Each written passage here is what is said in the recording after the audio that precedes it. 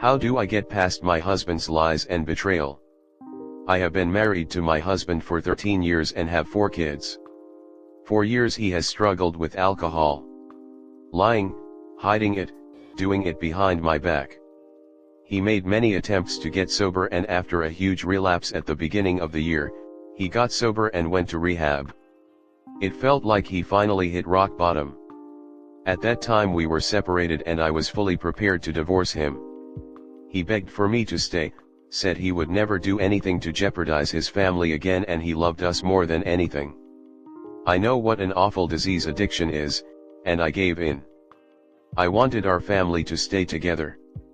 I knew he always had a problem with lying, and not taking responsibility for his actions, but I felt it was just around his addiction to alcohol. He got out of rehab and started going to nightly AA meetings, which was fine. I was on my own with the kids through each day and night, but I wanted to do everything to support his sobriety. Then, he started sleeping in the guest room and stopped wearing his wedding ring. Our relationship was extra strained, and I got suspicious. He freaked out if I went anywhere near his phone. I once saw him obsessively looking up a girl on Instagram, let's call her Mary, and he claimed it was a girl at AA that he never talked to, but him and other guys were curious what she did for a living. Finally one day I bluff and tell him I can recover all his deleted messages and he needs to tell me if he's talking to other women. First he admits to one and says he saved her name as a guy's name and deleted their messages. I ask about Mary. He says they never talked, and I warn him I can call people in his logs and figure out who is who. He says he has to go to work and leaves. I then see his location and he's sitting in a parking lot. I go to the parking lot and walk up to the car and he is on the phone with, of course, Mary. He hangs up, says he know it looks bad, and says he was just warning people I might call. I said, wait, I thought you said you never talked to Mary. Obviously, he was caught. It has been 3 months and I can't get past it. He says all they did was discuss AA and he complained about me, but nothing physical happened. I don't think anything physical happened either. But the lying had now left alcohol and moved into women. He wants to work past this. But I can't get over it. I don't even know how to get over it. I tell him I would have never known if I hadn't caught him, and he stares blankly, because it's true. Where was it headed? What was his motive? What else do I not know in our 13 years together? I get absolutely nothing from him, other than denial of anything else. But how can I trust him? Honestly, would love any advice. I'm a Sam with 4 kids and can't easily leave him and don't know what else to do. For what it's worth, he has actually been sober for 5 months now, and I know he does love the kids more than anything. He says he loves me, but this doesn't feel like it. Comment. Start planning an exit strategy, which will require you re-enter the workforce. I would suggest going to Al-Anon meeting. He has no value for the marriage. I don't know how you can stay. Start with Al-Anon for you, for family and friends of alcoholics, and therapy for you. Consider couples counseling. That time we were separated and I was fully prepared to divorce him. He begged for me to stay, said he would never do anything to jeopardize his family again, and he loved us more than anything. And this is where you should have stood your dang ground. Ugh. Lies and betrayal? I need read no more. You don't get past that, you get on with it. It, in this case, being your life without him. Life is too short to tolerate this at all from your closest inner circle. Next story 2. My husband is threatening divorce and I don't know what to do. Backstory: my husband and I have been together 15 years, married 4. We got together super young and our relationship came with a lot of ups and downs. Over the past few years, I struggled a lot with anxiety/depression while caring for our only child, at the time. We've since welcomed a second child and it's been hard. I was never a saint in our marriage, I nagged sometimes, I stayed consistently stressed, I wasn't always the most loving or lovable. My husband had a porn addiction for a long time, He was caught on a few dating sites. Tinder was the most recent. A few months before our wedding, he was constantly looking up ex-girlfriends, etc. He had cheated on me twice previously and I dumbly took him back. I just recently found out the night before our wedding he went to a strip club. We had agreed to stay at different residences, him with his groomsmen and me with my bridesmaids, and spend a chill night. I had told him if he did go out, the only place I really didn't want him to go was the local strip club.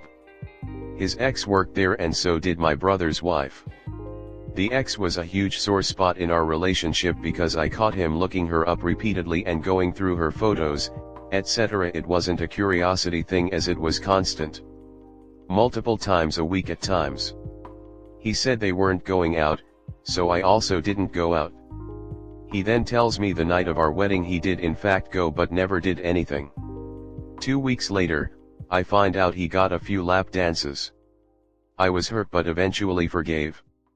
Fast forward to now, I find out he did get lap dances and they were actually from the ex in the club.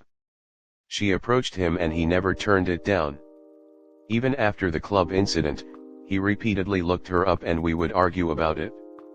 I gave birth to our second child and was expected to work full-time, keep up with our oldest child's school and activities, the house, our finances, get up with our baby all night, every night, and tend to the baby during the weekends and evenings. I did everything. He refused to acknowledge me, was still looking up other women including the ex, was complimenting women on TikTok, etc. Porn was still a huge issue and he all but refused to be intimate with me. Anytime I brought it up, even if I was bawling and begging, he would ignore me and give me the silent treatment until I would apologize to him. My postpartum depression was at an all-time high and I lost myself completely. In January, I had an emotional affair. I regret it. I'm disgusted with myself. It isn't something I would ever do. Until I did.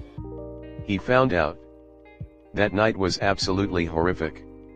It ended and I never looked back. I repeatedly apologized. I've done everything I can to make up for it. I'm in therapy once weekly. I had my medication adjusted. I'm legitimately trying and yet he's still hung up on it. He refused to acknowledge any of his wrongdoing, ever. I'm not allowed to bring it up or talk about it but we're stuck on mine. I'm accused daily of things I haven't done. My phone is accessible to him whenever he requests and he knows the passcode.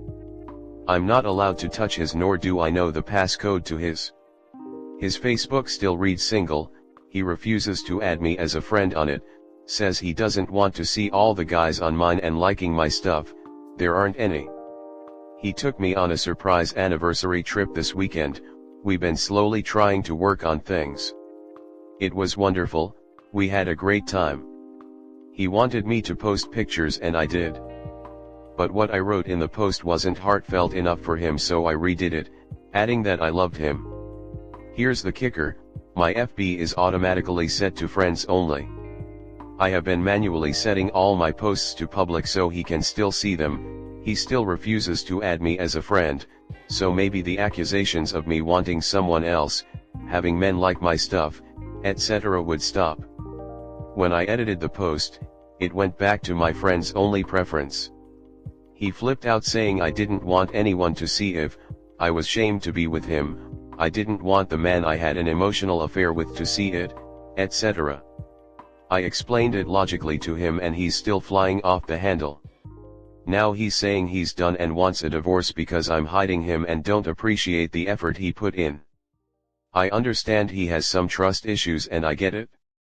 I'm trying really hard and working on myself daily. I'd be lying if I said I wasn't a little resentful to the fact that he could do everything he did to me and more and I'm expected to never talk about it though. What do I do? Next story 3. My best friend keeps leaving plans until too late.